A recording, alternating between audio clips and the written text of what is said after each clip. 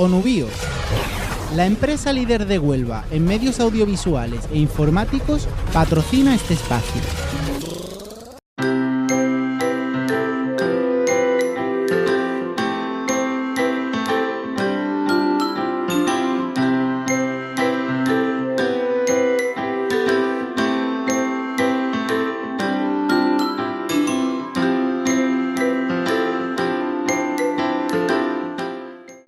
Buenas tardes a todos y a todas de nuevo.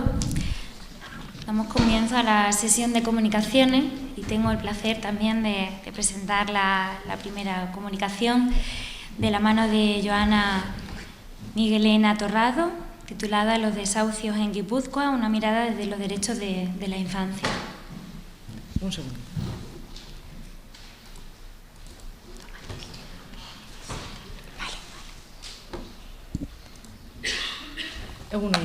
Buenos días a todas y todos. Es un placer para mí estar aquí y poder presentar esta comunicación que se titula Los desahucios en Guipúzcoa, una mirada desde los derechos de la infancia, en este Congreso Internacional e Interuniversitario contra la Pobreza Infantil en el Mundo.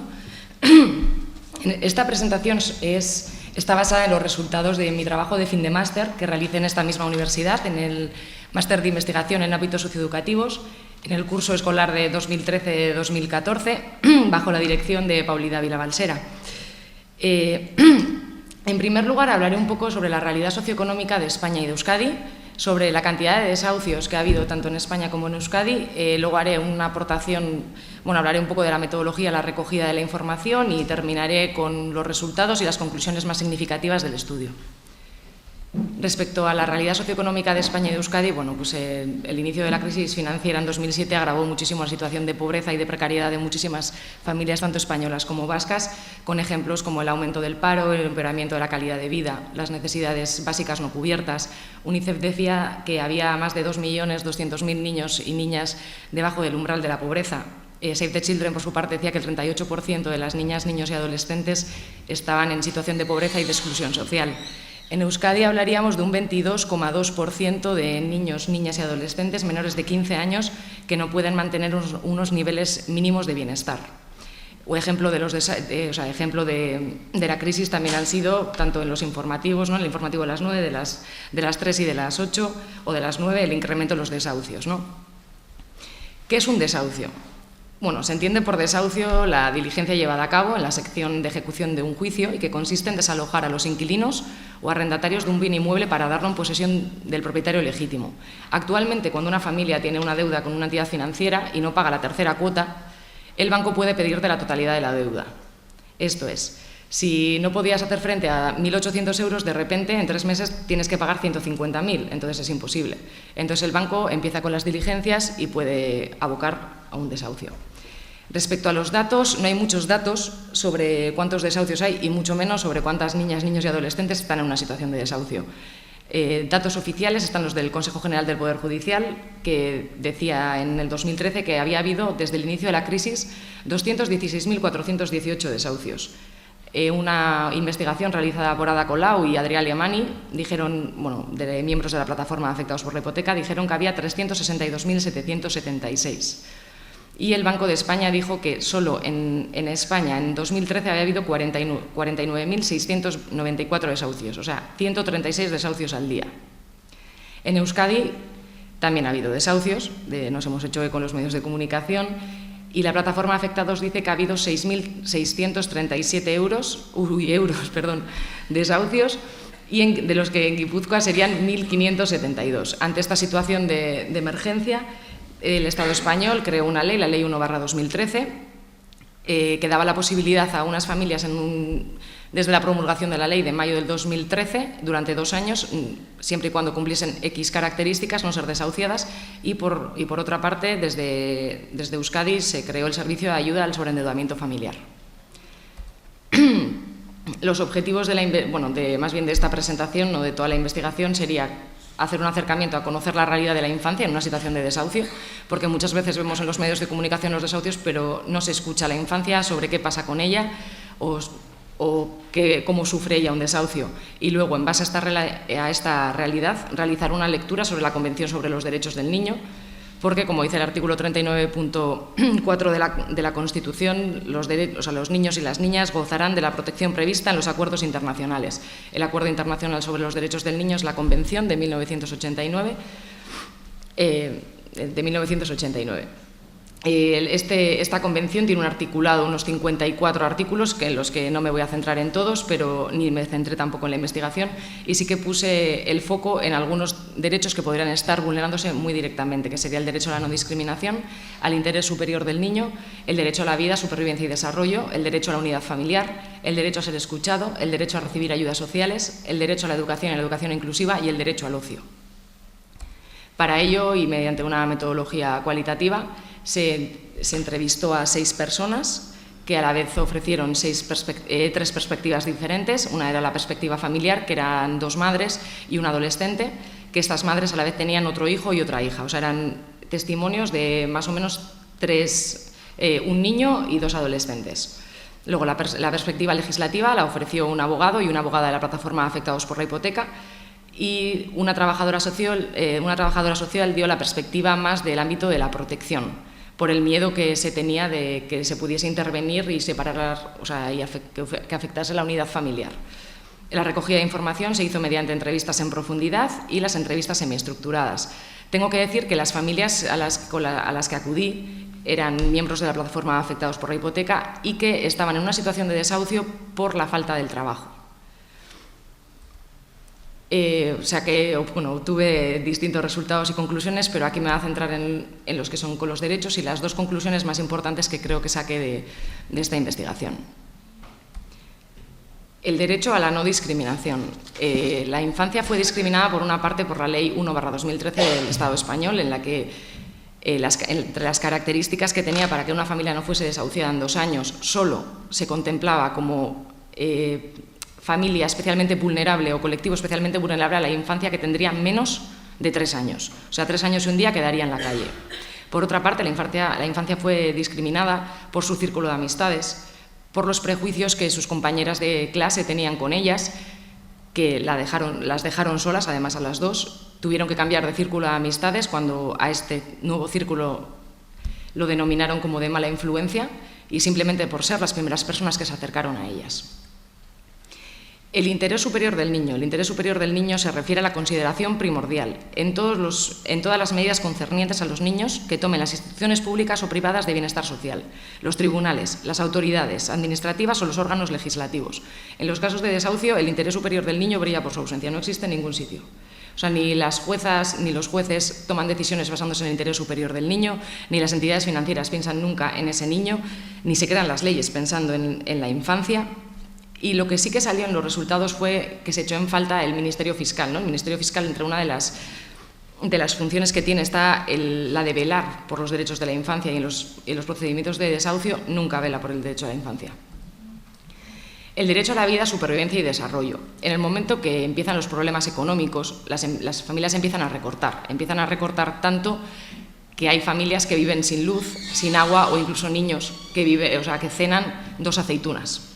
En el caso de las familias a las que entrevisté, no es que cenasen 2 aceitunas, pero sí que tenían la necesidad de tener que ir al comedor para poder garantizar la comida.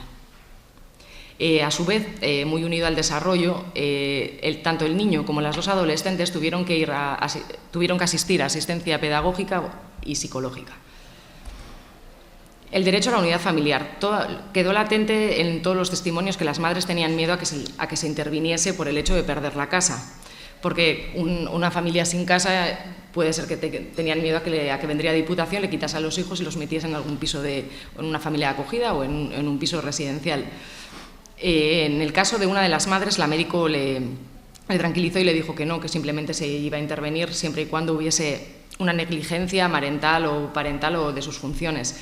En el caso de la otra madre, por ejemplo, tuvo amenazas tanto del colegio como de la administración de que si perdía la casa le iban a denunciar para que le quitasen la hija. De hecho, cuando acudió a servicios sociales, la respuesta de servicios sociales fue que su pareja se fuese a vivir a Portugal, donde su familia, que ella se fuese a vivir a un trastero de su hermano y que Diputación ya se encargaría de su hija. Para ello, y para contrastar los indicios de esta posible intervención, se habló con la trabajadora social, que es técnico en Diputación, que trabaja en la valoración de los casos de protección, bueno, de riesgo y de desprotección, y nos dijo que no se interviene nunca o simplemente por un caso de desahucio o por un caso de pobreza, que se intenta ayudar para que puedan solventar sus problemas económicos o de desahucio, que solo intervendrían siempre y cuando a esta causa se añadirían otras muchas más. El derecho a ser escuchado. El derecho a ser escuchado se refiere a que el niño debe, en particular, tener la oportunidad de ser escuchado en todo procedimiento judicial o administrativo que afecte al niño, ya sea directamente o a través de un representante o de un órgano apropiado, en consonancia con las normas de procedimiento de la ley nacional. En los procesos de desahucio, en los procesos judiciales de desahucio, no se escucha la infancia. Ni sus padres ni sus madres son representantes ni pueden ejercer, no pueden alegar nada en un juicio por el hecho de tener niñas, niños a su cargo. Perdón, un segundo.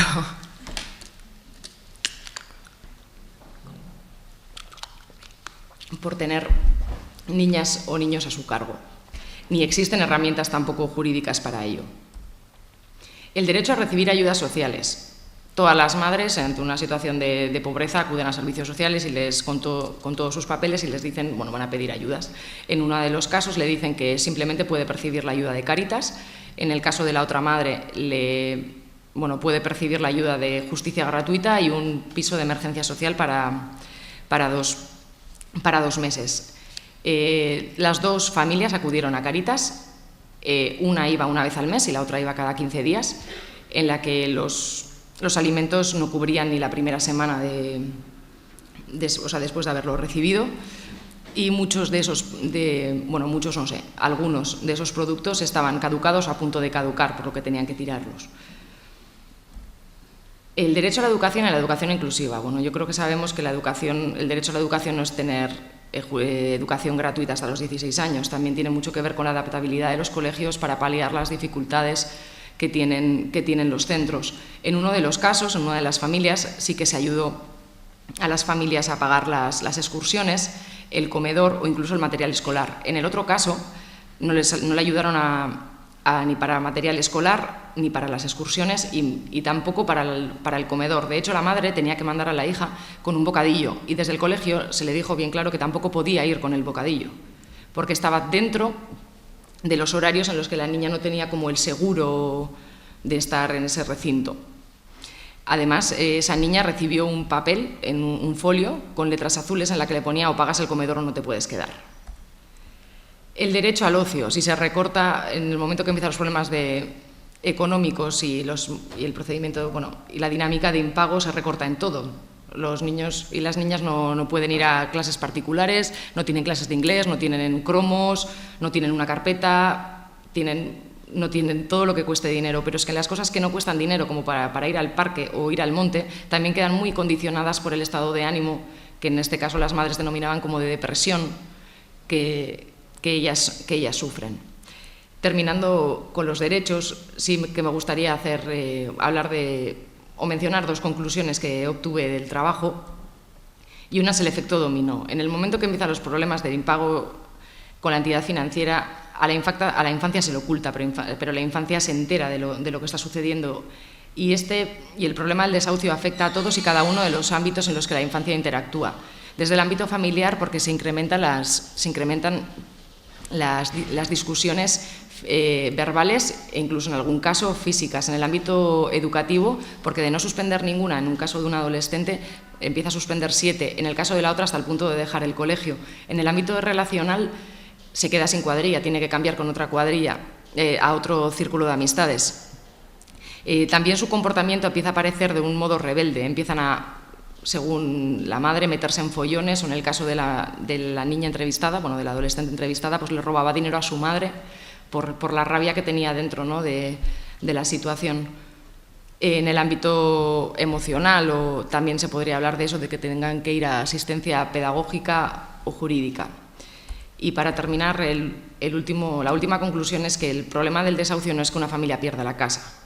El problema del desahucio comienza en el momento que empiezan los problemas económicos y empieza la dinámica del impago, ¿no? Porque hasta que una familia llega a perder la casa, ha tenido que recortar en todo, ha tenido que ser un sufrimiento todo ese tiempo. Y aun y todo, aunque termines aunque tengas que entregar la casa y hayas perdido la casa, la deuda que tienes adquirida con la entidad financiera no termina.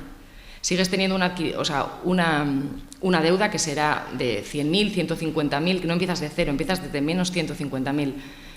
Y esa deuda será la mochila que marcará y condicionará el futuro y el ejercicio de los derechos de la infancia en los siguientes años. Y sin nada más que decir, si alguien tiene algún tipo de pregunta, mila esker, eskerrik asko.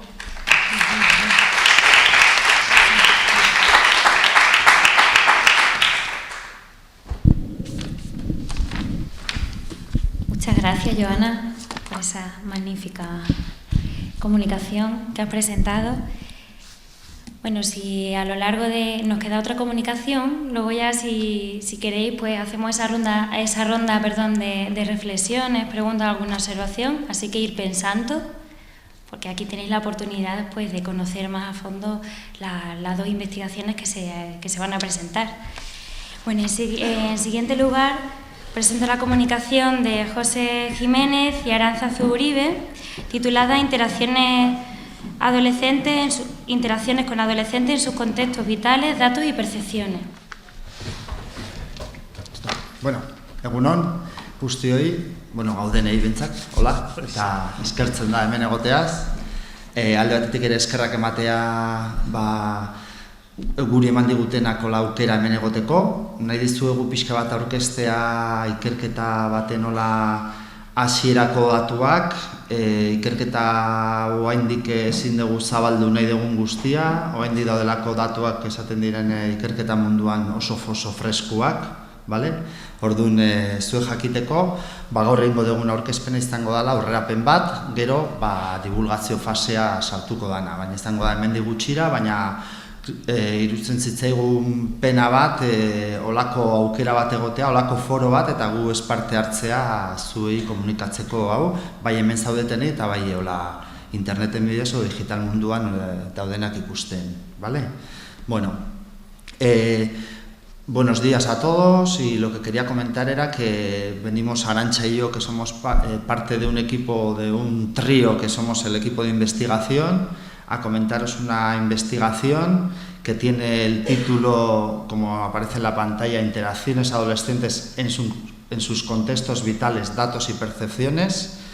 Esta investigación está recién acabada, por eso nos daba pena el tener este foro y no poder contaros, aunque sea una serie de datos, pero os queremos comentar que estamos un poco limitados a la hora de contar todo lo que está detrás. Pero bueno, es un poco, digamos, lo que suele ser la primicia, vaya, para que sepáis vosotros que, bueno, lo queríamos dar aquí, por un lado porque es una oportunidad buena y por otro lado porque estamos en nuestra casa también, ¿vale? Y era una motivación que nos llevaba a esto.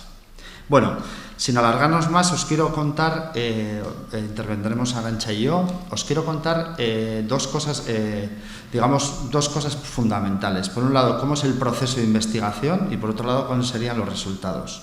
Desde nuestro punto de vista, nuestra investigación parte, para que vosotros sepáis, de un encargo que hace una localidad concreta, un ayuntamiento de Guipúzcoa, que tiene alrededor de 50 a 55.000 habitantes, ¿vale? Este ayuntamiento tiene una preocupación especial por un tema, y en este momento, justo la preocupación, a veces siempre pensamos que es la sociedad, las asociaciones, los técnicos, pues en este caso es un caso especial bajo nuestro punto de vista, y es un encargo del Pleno del Ayuntamiento, por unanimidad, porque consideran que existe un tema, que hay una preocupación social, que es las interacciones entre los jóvenes, cómo son las interacciones, y quieren sobre eso que exista un estudio de caso de su localidad concreta para diagnosticar, conocer la realidad concreta de su población y poder luego actuar ellos a nivel municipal. Ese sería un poco el marco de donde surge la propuesta de investigación. Concretamente es desde el área de juventud, desde donde se plantea.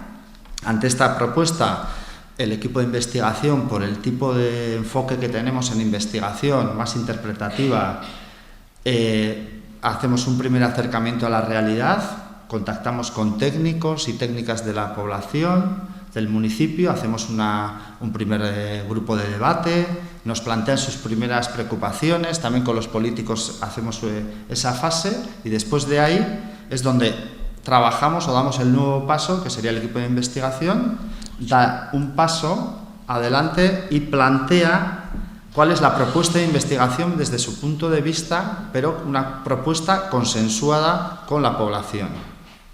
Esta propuesta sería trabajar. Ellos en un comienzo nos planteaban que trabajáramos a nivel de juventud. Juventud sabemos que es era entre adolescencia y juventud.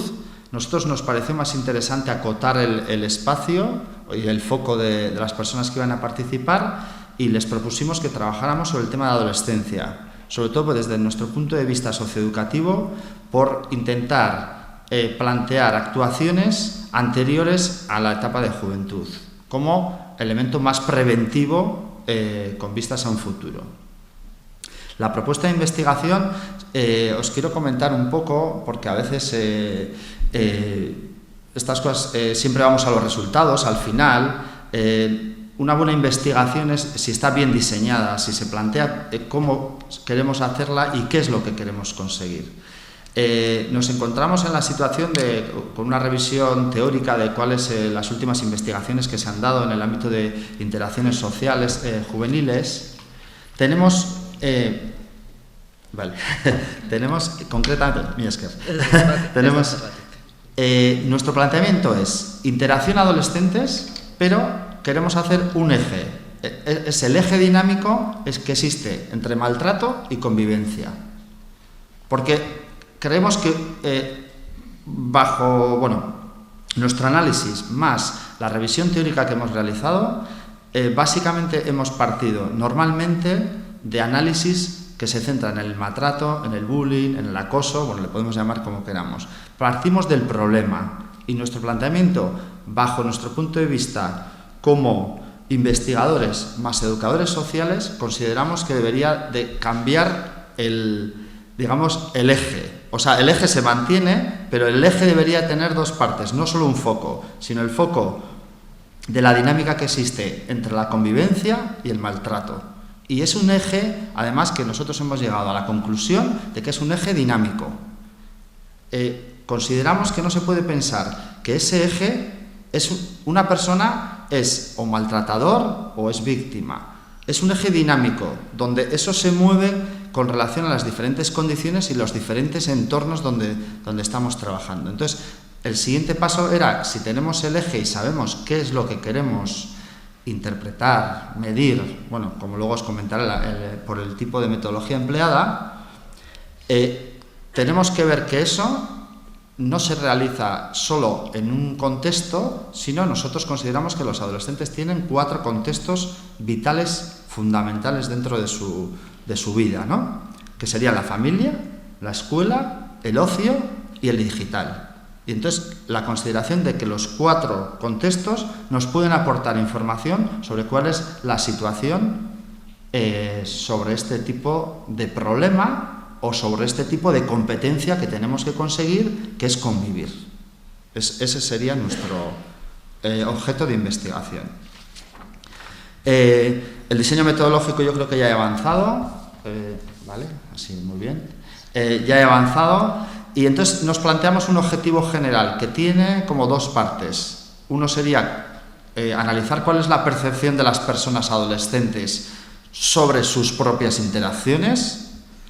Y la segunda parte sería el identificar diferentes dianas o posibilidades que tenemos para poder crear luego o implementar servicios o programas dentro de esa localidad. Eso sería el objetivo. Como la metodología que hemos empleado es la que hemos comentado, que tiene un enfoque interpretativo. Buscamos en el fondo interpretar de una manera profunda y encima conseguir, si se puede, plantear una serie de propuestas. De hecho, eso es lo que recoge el estudio al final del estudio. Y luego utilizamos la metodología mixta, donde hemos utilizado básicamente 3 herramientas claves, que son el cuestionario, las entrevistas y los grupos de discusión. El cuestionario se le pasa a la población adolescente de 12 a 17 años, bueno, 12, 13, 17. Utilizamos el marco escolar o el ámbito escolar porque es el que tiene más fácil acceso. Conseguimos que la mayoría de los centros educativos colaboren y conseguimos una muestra de 1.282 personas. Tenemos que tener en cuenta que básicamente creemos que hemos llegado a un 75-80% de la población que ha respondido al cuestionario. Por lo tanto, creemos que el acercamiento de la voz que les hemos dado a esas personas, cumple bastantes requisitos, tanto de calidad como de fiabilidad y validez. Aparte del instrumento, nos basamos en instrumentos utilizados anteriormente por diferentes investigaciones realizadas a nivel estatal e internacional, pero las más cercanas las tenemos ahí con la utilizada por Díaz Aguado a través del INJUVE, o la que ha utilizado el Ararteko, o concretamente aquí tenemos otro referente que es el ISEI o el IBEI, que es el Instituto de Evaluación, que ha realizado estudios desde el 2005 hasta el 2012, con 4 estudios concretamente, y en todas ellas más o menos trabajamos sobre las 6 dimensiones de maltrato, más o menos que la comunidad científica la tenemos como un poco establecida o acordada. Entonces, siempre que, ya sabéis que la comunidad científica siempre tenemos que debatir también, por lo tanto no quiere decir que todos estemos de acuerdo en todo. Vale, y luego también, aparte de lo que son los maltratos que se dan por tipo de rol, también trabajamos la segunda parte del objetivo, que era qué estrategias tienen, tanto personales como grupales, hoy en día los mismos jóvenes, ante situaciones conflictivas de posible maltrato. Ante eso, luego la segunda fase de observación, grupos de discusión y entrevistas, concretamente ya en el ámbito socioeducativo, en los centros socioeducativos, ¿no?, que os ya he comentado. Y como última fase realizamos ya lo que es el análisis de datos, pero de una manera que buscamos plantear una serie de propuestas en el ámbito de la promoción y de la... sobre todo buscando la promoción de la convivencia, ¿vale? Y que esto nos va a ayudar, por el tipo de enfoque que nosotros planteamos como educadores sociales, queremos buscar la promoción de la convivencia y, de paso, eso lo que va a crear es una prevención sobre el maltrato, ¿vale? Bueno, como estrategia de análisis, yo creo que, para no alargarme, queríamos remarcar que hemos trabajado sobre 3 índices. La mayoría de los estudios no tienen estos 3 índices. Nosotros creemos que hemos creado el índice de convivencia, que es cuando en las respuestas que les pedíamos tenían 4 tipos de posibilidades para responder. Nunca, algunas veces, bastantes veces, siempre se dan situaciones de maltrato. Cuando es nunca, nosotros consideramos que es un índice de convivencia. Quiere decir que esas personas o nunca han sido maltratadas, o nunca han observado, o nunca son agresores, ¿vale? Y entonces las otras 2 serían más o menos lo que se está utilizando en otros estudios referentes, que sería el índice general de maltrato o agresión y el índice severo. El general sería cuando abarcamos las otras 3 y concretamente el severo es cuando ya es bastantes veces y siempre, ¿vale? De esta manera creemos que podemos intuir que hay 3 tipos de situaciones que nos dicen de qué se está viviendo, ¿vale? Esto ya se ve que no voy muy bien coordinado con esto. Es uno de los pequeños fallos que suelo tener, pero no importa. Vas muy bien. Creíamos que el proceso era importante contaros porque creemos que la clave está en que este tipo de investigaciones, un nuevo enfoque nos podría ayudar a trabajar en nuestro ámbito de la educación social. Una vez de pasar este proceso, yo os voy a contar sobre dinámicas de convivencia unos datitos que aparecen. El 86% es el porcentaje medio que aparece como que nunca ha recibido, o sea, ha sido víctima de agresión, por lo tanto está en una situación de convivencia, o sea, el 85% de las personas de esa población, bajo nuestro punto de vista, viven en una situación agradable, ¿vale?, sin ese problema, o sea, no tienen que convivir con ese problema. En el ámbito del rol de agresión sería lo mismo. Esto, si lo trasladamos sobre las personas que más o menos hemos hecho el estudio, respondían 1.282, estamos hablando de que 1.100 personas pues están en una situación agradable, positiva, viven en una toxificada. Bueno, eso sería un poco. Y lo único por destacar en este cuadro, que ya lo veis, sería que, bueno, en el ámbito de observación, pues ahí desciende, y entonces así que sí que la mitad de las personas, o un 55%, no ha observado una situación de conflictiva, pero un 45% sí, ¿vale? Eso sería un poco si la dinámica de convivencia es esta, la dinámica de agresión es parecida en el otro lado, ¿no? Entonces podemos hablar de que existen dinámicas de agresión que afectan en una incidencia severa a un 5% de la población y en una incidencia general a un 15%. Cuando hablamos de tantos porcientos, muchas veces los investigadores desde el ámbito cuantitativo nos perdemos. Parece que es mucho, es poco, no sabemos de qué hablamos, ¿vale? Bueno, en este caso estamos hablando que puede haber situaciones bastante problemáticas, muy conflictivas, en alrededor de 65 personas de esa población, por lo tanto nos parece que no es cuestión de dejarlo en el camino, por decir que es un 5%, sino es una parte muy importante que habría que incidir, ¿vale? Y luego también tenemos un 15%, como alrededor de unas 200 personas, que dicen que algunas veces, bastantes o siempre, o sea que puede ser que algunas veces hayan tenido una situación de maltrato. Claro, la situación de maltrato puede ser una situación de maltrato. Cuando ponemos tipos de maltrato, si tú dices, bueno, un día me han insultado, no pasa nada, pero es que el maltrato lo consideramos como es una actividad que nosotros, o una acción que nosotros recibimos de una manera continua. No estamos hablando de que un día ha pasado y he tenido un conflicto que hemos discutido, sino es una cosa que es continua. El maltrato, la teorización, eso es lo que consideramos. Por lo tanto, bueno, pues ahí hablamos de que más o menos las situaciones de más alto maltrato que se da, para que vosotros sabéis, es el maltrato verbal y la exclusión social. Ahí estamos hablando de un 30%, ¿vale?, de situaciones, y un 5% de incidencia severa tendría en ese momento. Y la agresión a pertenencias, agresión sexual y ciberbullying ya baja, y entonces ahí tenemos un 5% y en severo un 1,5%. Pero bueno, por eso es lo de la cuestión de las medias. Las medias siempre nos dicen un poco, representan la globalidad, pero bueno, habría que fijarse en cuáles son los tipos de maltrato que hoy en día tenemos como más candentes dentro de esto. Esto a nosotros nos interesaba mucho identificarlo en diferentes contextos o espacios vitales. Eso es un poco el camino que nosotros consideramos que debemos de trabajar. En este aspecto, los datos nos dicen que el hogar familiar y los espacios de ocio, alrededor de un 88%, no son los sitios donde más seguros que hoy en día. Entonces, la situación más insegura y más conflictiva la tenemos en el ámbito escolar, ¿vale? Eso sería un poco lo que sería un poco como un 50%. Bueno, ahí aparecen las gráficas, y esto sería un poco, es un tema que en los espacios tenemos bastante trabajado, luego identificados diferentes espacios, los espacios de ocio diferente, pues dependiendo de cuáles son ámbitos dinamizados por el tema de autonomía, heteronomía, un eje, pero esas cosillas ya os iremos avanzando en las nuevas publicaciones que realizamos. Y ahora le voy a dar la palabra a Arantxa. Bueno, pues yo, claro, datos hay muchos, José ya ha presentado que hay muchísimos datos en los cuales no podemos avanzar todo, ni tampoco sería este el espacio tampoco es este el espacio como para poder hacer un análisis representativo de lo que los datos nos han dado, ¿no?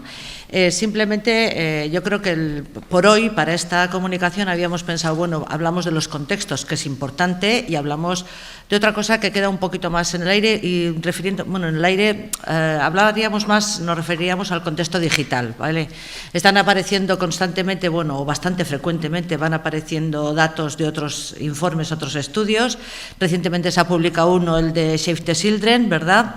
Y bueno, ahí aparecen una serie de elementos. Desde nuestro punto de vista, ahí están. ¿Qué queremos decir con esto? Bueno, el índice, yo voy a ir al dato directamente, y luego si queréis saber alguna cuestión así más o por curiosidad o por necesidad o porque necesitáis interpretar algo que aquí hemos planteado, pues lo dejamos en abierto y lo asumimos, ¿vale? Y lo tratamos de responder.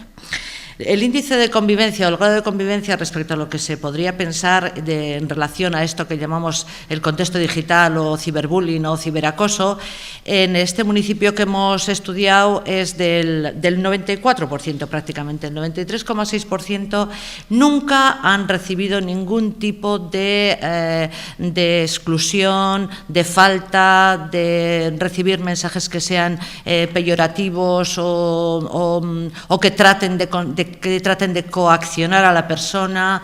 No han recibido, es decir, el 83,6%, 93,6%, pues bueno, están en ese índice de convivencia, digamos, normalizado y sin faltas de respeto, etcétera, ¿no? Esto entre los adolescentes. El otro restante, y esto es un tema importante, ¿no? Este es un tema importante porque nos marca la convivencia, nos marca un poco, bueno, por dónde actuar también, partir desde los espacios de convivencia para reforzar, para orientar, porque nos han dicho voy a dar otro dato que no pensábamos dar, pero los chavales y las chavalas, es decir, los chicos con los que hemos hablado en Petit Comité y de los cuales hemos tomado también datos, hemos hecho pues dinámicas con ellos, participativas y demás, sí que muestran claramente una cosa, y es que ellos cuando tienen problemas acuden a un igual. ¿Sí? Acuden a un igual. Es a sus iguales la primera acción que toman, o la más numerosa, que toman en cuenta para salir o para dar salida a una situación, digamos, que les cause malestar o que les cause dolor o lo que sea, ¿no? En su variada gama. Esto es importante entonces pensar que contaríamos con ese 94% casi de población que tiene cosas que aportar y puede orientar cuestiones. Otra cosa es qué cosas hacemos con ellos, ¿no? Entonces aquí, bueno, son otro tipo de conclusiones que no vamos a entrar, que ya habrá otros trabajos y otros foros donde los podamos plantear directamente, ¿no? Y luego esto en relación, lo que más aparece, ya ves, es un poco eso que se hace a través de lo digital, a través de los smartphones fundamentalmente, son indicadores de acciones que tienden hacia la exclusión social o, por otra parte, que tienden hacia el maltrato verbal. Son fundamentalmente ese tipo de cuestiones. Índices a menor, digamos que a menor gravedad de esa conducta, aparentemente y supuestamente menos grave, es más frecuente. Es decir, que bueno, indicadores, digamos, que a priori pensamos que son dañinos, claramente son los menos frecuentes. Qué bien, ¿no? Esto representaría, tiene un índice del 1,4% y eso llevado a datos, un índice del 1,54%, y eso llevado a datos, pues serían como 19 personas en un municipio que tenía de población en torno a 3.000 más o menos chicos y chicas de entre 12 y 17 años. ¿Vale? Entonces, bueno, consideramos que, bueno, ahí está. De momento son los datos que tenemos. Las mayores acciones se relacionan en esas a las que he aludido anteriormente, que podrían ser más bien de exclusión y de maltrato verbal, y por otra parte otras cosas que lo más grave o lo peor que pueden hacer es coaccionar, es decir, a través del móvil plantear informaciones falsas, divulgar determinados, pues no sé, fotografías, etcétera, y además a través de eso coaccionar a esa persona para que haga algo que es el que asume el rol de agresor quiere conseguir, ¿no? Esto sería un poquito lo que vamos a plantear así de momento respecto a ciberbullying. Como conclusiones generales, bueno, tenemos bastantes datos ahí, es decir, que se pueden observar, ¿no? Pero no creo que sea, yo creo que ya las hemos planteado así todas en general. Por contextos, ya lo ha dicho José, el contexto más problemático, más referido es el contexto escolar. El contexto ocio y el contexto digital y familiar están un poco, pues bueno, bastante, no, sobre todo ocio y familiar son bastante similares los datos y contexto digital es más bajo. Esto llevado a otro tipo de análisis, informes que se han hecho, por ejemplo, ISEI y BEI daba para el 2012 que el 10,1% habían sido sujetos de ciberacoso a nivel de comunidad autónoma vasca. Aquí no sale metiendo el índice así general, es el 6,4%, creo recordar, ¿no? Entonces no llega al 7%. Al 7% se han llegado en estudios realizados, pues bueno, en Gran Bretaña, algunas referencias que hemos sacado ahí de literatura científica al respecto, ¿no? Entonces, pues bueno, desde ese punto de vista, bueno, es una situación bastante, pues bueno, normalizada, no hay nada que despunte por problemático en este ámbito y en algún caso pues resulta menor. Otros datos dan otro tipo de resultados, pero claro, las metodologías de investigación es lo que tienen, que miramos y enfocamos la mirada de la investigación desde diferentes focos y demás, y entonces plantean diferentes resultados. Yo, si queréis, yo con esto ya finalizaría esto y, por supuesto, cualquier duda, curiosidad, aspecto que queráis presentar, pues adelante. Eskerrik asko, denoi.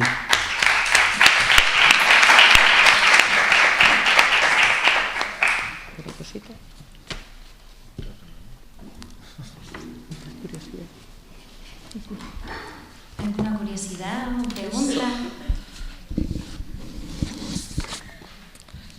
¿Nada? ¿No tenéis ninguna curiosidad y ninguna reflexión que hacerle? Bueno, pues yo agradeceros a Joana, a José, a Aránzazu y a Maya también el habernos presentado vuestras investigaciones. También estoy deseando conocer un poquito más de las conclusiones a las que habéis llegado, así que espero leerlas. Y nada, y agradecer pues también a la Universidad del País Vasco vuestra apertura y acogimiento también aquí. Y nada, y ha sido un placer. Para nosotros, la verdad es que estamos encantados de haber sido partícipes también vuelvo a reiterarme, de esas investigaciones. Son datos también que los vamos a tener en cuenta en ese plan estratégico, así que muchísimas gracias. Muchísimas gracias a todos también por asistir. Vale.